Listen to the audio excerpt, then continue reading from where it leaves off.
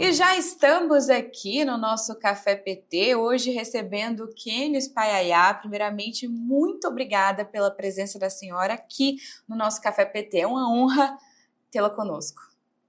Muito obrigada, bom dia a todos e todas. Dizer que é uma honra estar aqui pela segunda vez nesse programa importante que é o Café PT. Prazer é todo nosso. E a gente começa falando, que o Senado aprovou, então, o marco temporal mesmo, após o Supremo Tribunal Federal, o STF, ter considerá-lo inconstitucional.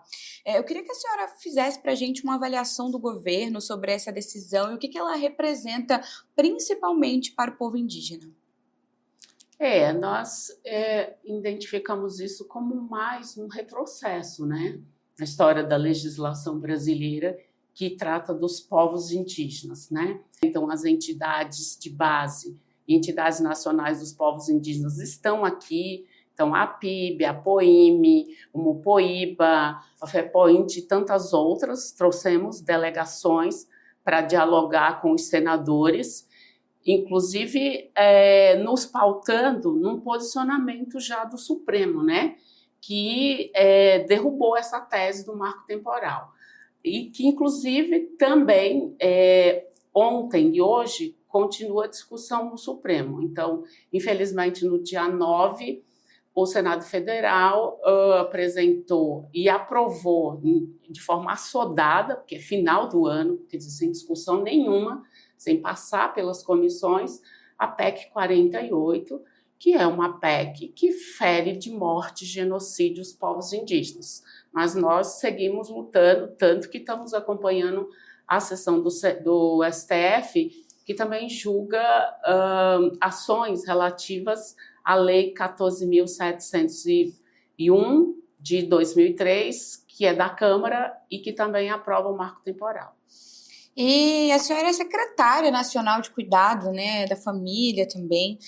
E queria que a senhora explicasse mais para a gente, que a gente aprofundasse mais sobre quais são os principais riscos sociais e humanitários com o marco temporal. A gente tem a questão de violência, conflitos, expulsões. A senhora trouxe também o genocídio. Quais que são esses principais riscos sociais e humanitários com a aprovação do marco temporal? A senhora trouxe muito bem que é um retrocesso, né? Tá.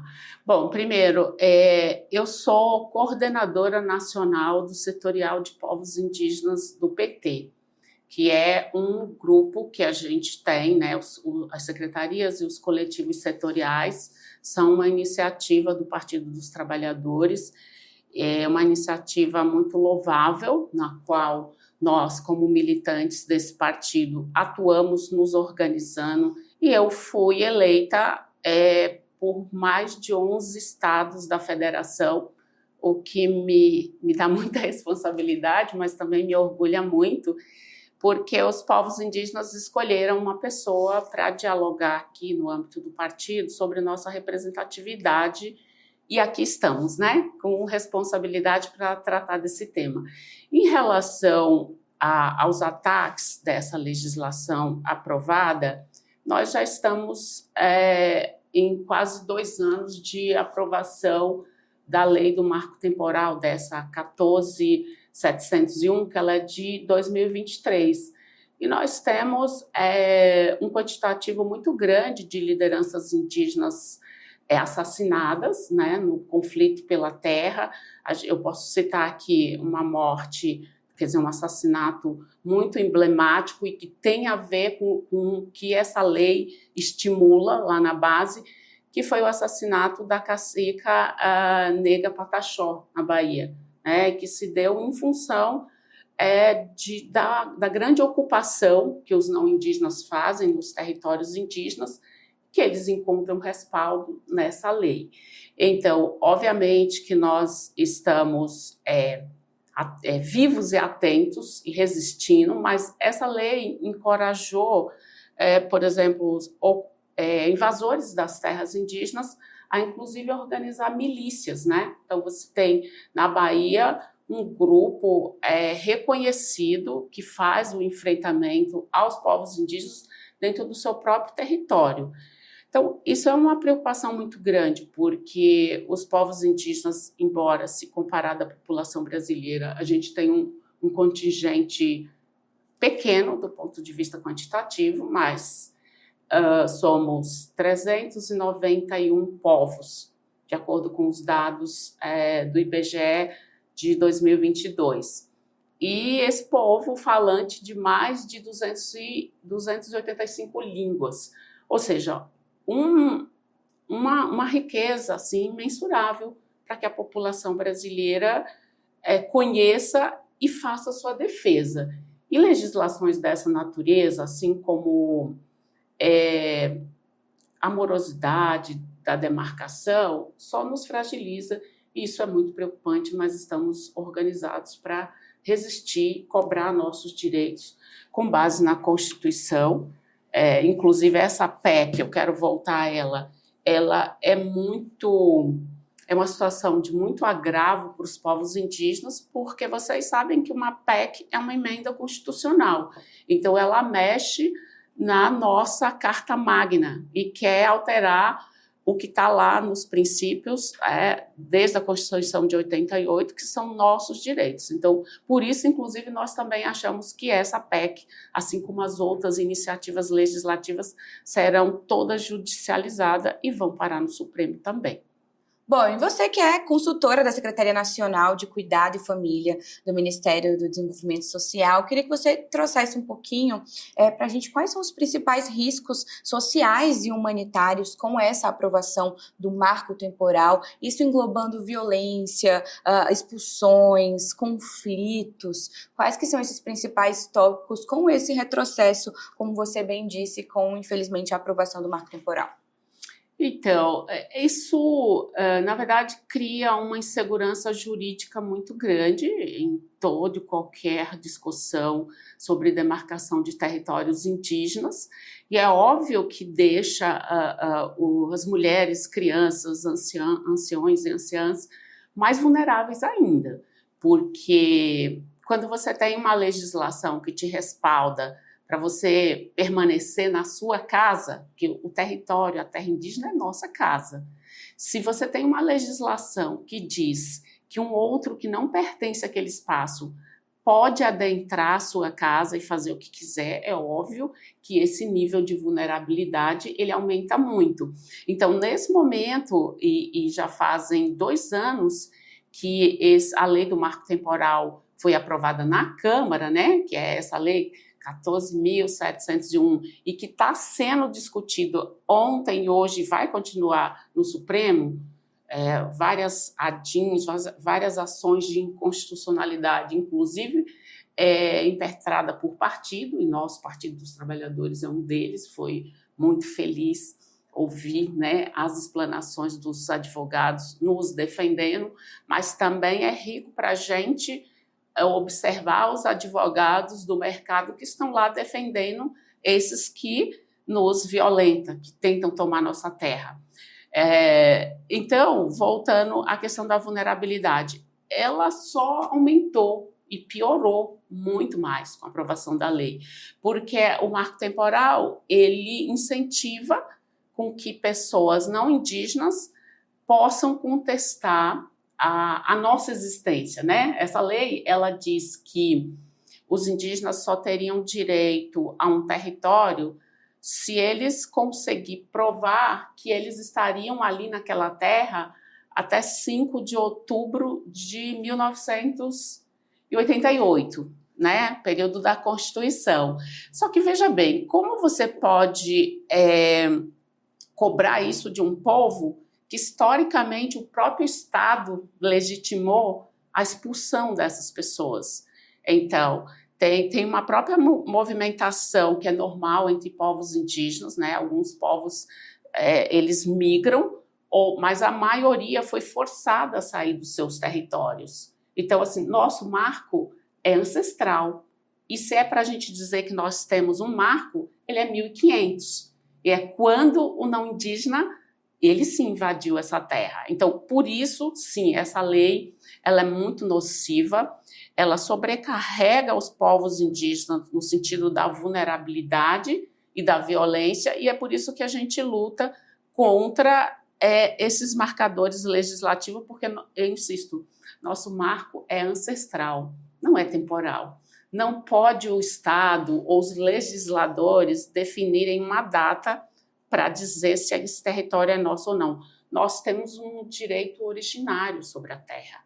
Nós já estávamos aqui quando outros povos chegaram. Então, não tem sentido uma legislação que determine uma data para dizer se um território pode ser considerado do meu povo ou de algum outro povo. Impacta também diretamente na questão de políticas de proteção social. Você trouxe muito bem a questão da violência, mas a gente também tem a segurança alimentar, atendimento familiar, a prevenção de violação de direitos. Então, engloba tudo, não só o básico ali, que é a questão da segurança, a questão também da segurança, a segurança física e segurança alimentar, como outros pontos. Impacta tudo. Sim, a gente inicia muito pela questão da terra, porque a gente se sente parte dela. Sem o acesso à terra, a gente até pode ter, e aí eu vou diferenciar aqui, a gente tem povos indígenas em diferentes contextos. Então, tem os povos indígenas que estão lá no território e que estão em isolamento, e esses têm o direito de ficarem, né? Então, a gente tem alguns estados ainda com um percentual importante de povos indígenas em situação de isolamento, e o Estado brasileiro tem que assegurar isso. Mas nós temos povos indígenas, já com convívio com a sociedade envolvente aqui fora, que reivindicam o quê, primeiramente? A demarcação dos seus territórios e a proteção. Aí a proteção é bem ampla. É a proteção territorial que nos assegura com que o aparato da área de segurança pública nos dê respaldo, mas também a proteção social vinculada ao acesso às políticas públicas.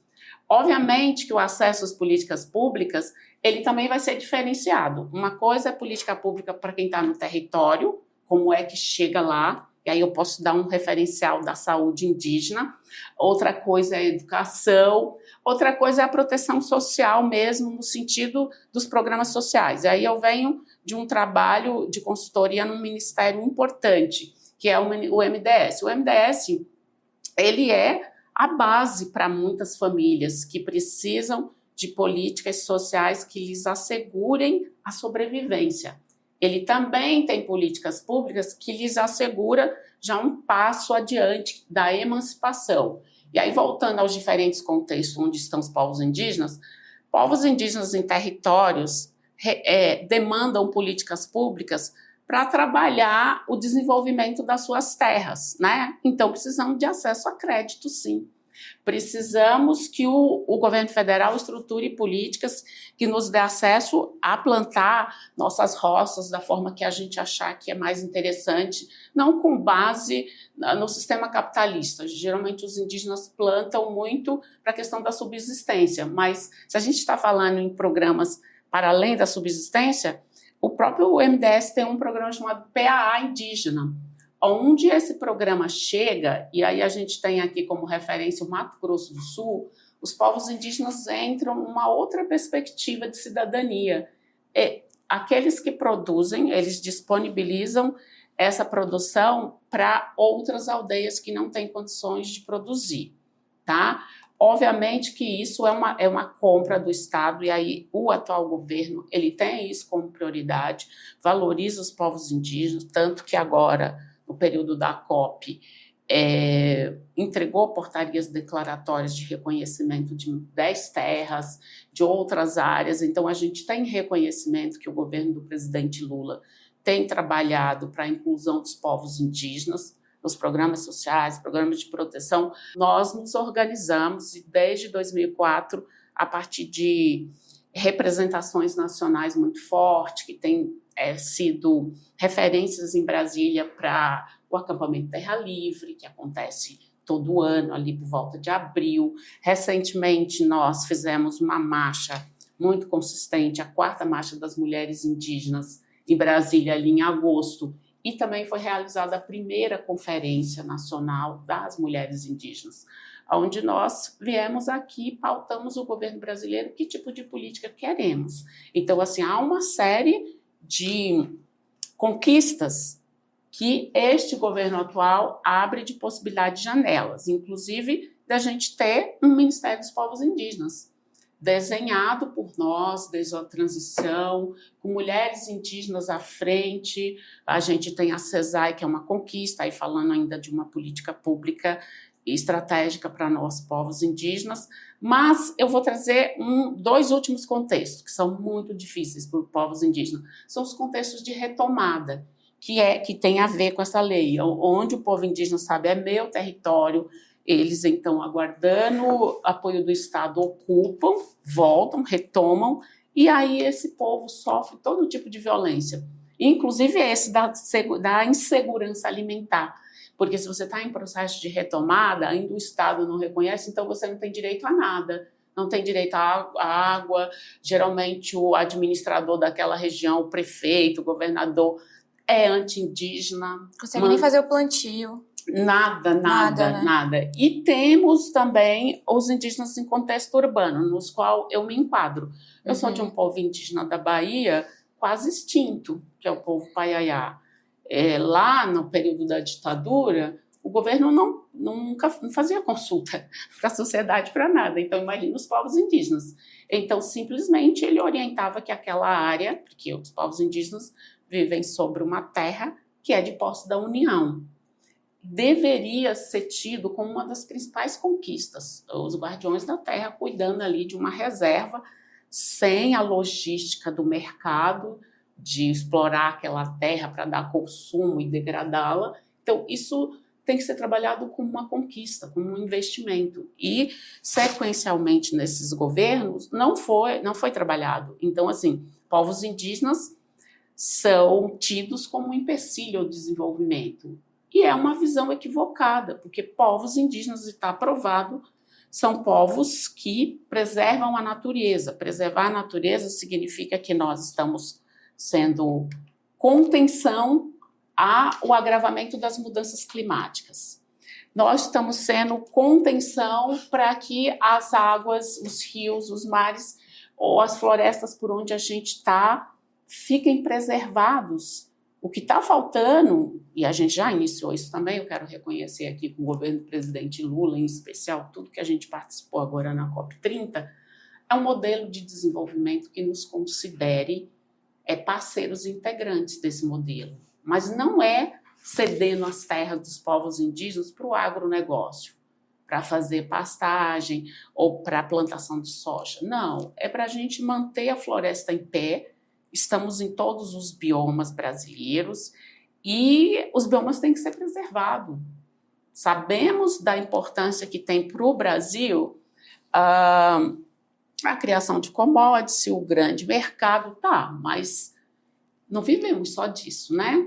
Isso tem um tempo para existir e dar condições de que a população sobreviva. Então, assim, a gente não tem dúvida de que os povos indígenas eles trazem os maiores benefícios possíveis para a sociedade. É que isso é pouco divulgado, é pouco entendido. Há uma narrativa de que os povos indígenas são empecilho ao desenvolvimento, mas não somos. Então, eu queria que você trouxesse, por exemplo, como é que um marco temporal afeta diretamente crianças, mulheres, idosos, indígenas, e que você trouxe um livro que eu queria também que você mostrasse para o pessoal de casa, porque está tudo conectado, tudo englobado, é um assunto que precisa assim, ser discutido, sempre mas nos últimos tempos vem crescendo, infelizmente, e como eu disse, está tudo englobado, tudo conectado. Queria que você destrinchasse um pouquinho para a gente esse assunto. Nós, mulheres indígenas, fomos as primeiras a sermos vítimas da violência sexual, né? A violência sexual, os estupros, eles são instrumentos, né, utilizados em momentos de ataque, de guerra, e foi assim para nós, mulheres indígenas, desde 1500, com a chegada dos invasores, dos colonizadores. As mulheres indígenas se consideram corpos territórios, então, ao adentrar os nossos territórios invadidos, eles também invadiram a nossa condição de escolha, né, e foram esses colonizadores que trouxeram essa perspectiva. O que a gente tem hoje em dia? A gente tem um índice altíssimo de feminicídio e de morte às mulheres, simplesmente por ser mulheres, e isso aqui na sociedade tá pautado, mas nós, mulheres indígenas, ainda estamos muito invisibilizadas nessas estatísticas e continuamos vítimas desse tipo de violência desde que dizem que descobriram o Brasil. Então, é muito difícil, Jéssica, para nós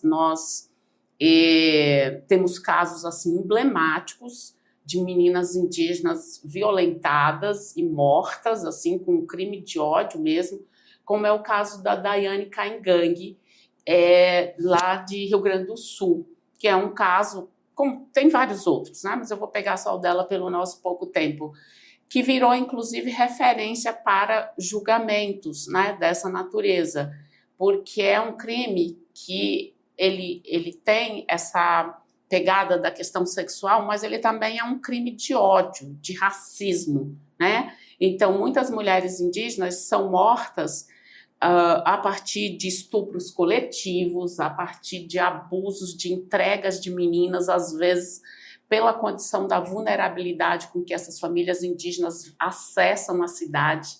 Então, uma das primeiras abordagens, a gente acompanhou os povos indígenas Yanomami, né? Inclusive no governo anterior, que pregava o genocídio àquele povo de diferentes formas. Então, essa lei, ela estimula os grandes empreendimentos nas áreas indígenas, o garimpo. A chegada do garimpo, a chegada de qualquer empreendimento de grande porte, ele traz os trabalhadores. Eu não estou aqui dizendo que os trabalhadores têm essa prática, mas, assim, consequentemente, você aumenta a vulnerabilidade daquele território, daquele povo que vive ali naquele entorno, né? Primeiro porque os povos indígenas, eles não vêm muito dessa lógica capitalista, que compreende isso. Então, assim, uma aproximação de um outro grupo que já tem no seu imaginário algumas práticas que não é do cuidado com o coletivo, mas digamos assim, não é conquista forçada, né? Porque isso não é conquista, né? Mas da violência, ele leva esse tipo de cultura. Então, assim, nós, mulheres indígenas, temos lutado para que nós possamos aparecer nas estatísticas de violência, de estupro, e que tenhamos programas para cuidar de nós mesmas, porque o que a gente sabe é que, assim, há um avanço com a Lei Maria da Penha, há um avanço com a criação das delegacias, de grupos de proteção, mas justamente porque nós vivemos em diferentes contextos, muitas dessas ajudas não chegam às mulheres e meninas indígenas. Então, eu sou de um coletivo nacional chamado Filhas da Ancestralidade.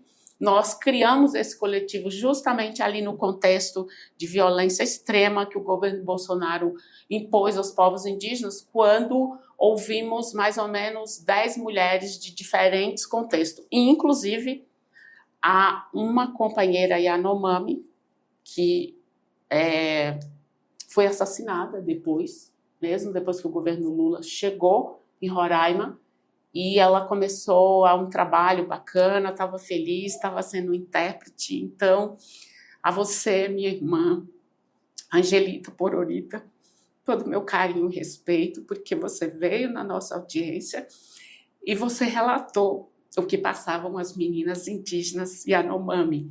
Mas não ouvimos só as mulheres indígenas Yanomami, ouvimos mulheres potentes da Bahia, como a Glicéria Tupinambá, que cuida da questão do manto, e também outra companheira muito importante da Bahia, Pancararé, que é a minha irmã indígena, Patrícia, e que nos juntamos. Também ouvimos uma Bororo, Mato Grosso, e 2 mulheres da Amazônia, do estado do Amazonas, Satere Maué, esqueço o nome delas aqui, além de outras mulheres. Mas o que a gente pautou ali? Numa audiência na Câmara, as mulheres puderam relatar os tipos de violências que elas estavam sofrendo. A partir dali, a gente se empenhou e montou um coletivo e conseguimos recurso com um deputado parceiro da Bahia e criamos as Filhas da Ancestralidade, que eu muito me orgulho de ser fundadora desse coletivo, e que hoje, na última marcha, a gente estava aqui com 450 mulheres, dizendo ao Brasil que nós não aceitamos passar por esse tipo de violência. E o que a gente fez com isso? Que é muito interessante. Esse recurso, ele criou o primeiro diagnóstico na Bahia para olhar a situação das mulheres indígenas. Isso é muito importante, porque assim, não tem como o governo federal, estadual, municipal elaborar políticas para aquilo que eles não conhecem, para um contexto do qual eles não têm esse conhecimento. Então, isso foi muito importante, o governo da Bahia nos ajudou, fez esse diagnóstico, e além do diagnóstico, a gente descobriu que as mulheres indígenas, elas demandam diferentes formas para terem sua sobrevivência digna, que é a questão do artesanato, é a questão de quando elas são educadoras, as nossas rezadeiras, tudo isso precisa ser valorizado. E a política pública, ela só vai nessa direção se ela tiver contato com esse povo. Então, eu sou desse coletivo. Aí, para encerrar, eu quero falar que, assim, nós realmente ainda não aparecemos da forma que a gente quer nas estatísticas, mas a gente já tem homens indígenas escrevendo sobre a violência contra as mulheres. E aqui é o livro do meu cacique, Juvenal Paiaiá. É uma dica muito importante para o pessoal de casa, essa leitura, né? Até porque, enquanto você falava, vou fazer uma pesquisa aqui na questão em relação de dados. Entre 2003 a 2022, o aumento foi de 500% em feminicídios de mulheres indígenas. Então, nos últimos 20 anos, esse aumento é muito expressivo e é muito importante para que a gente fale. As pessoas comentam, enfim, a mídia, a imprensa. Claro, tem que ter esse alerta para as mulheres, porque as mulheres precisam estar atentas, principalmente ali também aos primeiros sinais, mas os homens precisam ouvir e entender, até porque são eles que cometem esse tipo de crime. Mas o que eu queria dizer que é fundamental a vinda dos povos indígenas para o PT. O PT é o maior partido da América Latina. Só no PT tem esses coletivos e isso é rico para a democracia. A gente que agradece, muito bom tê-la conosco aqui. Fica o convite para uma próxima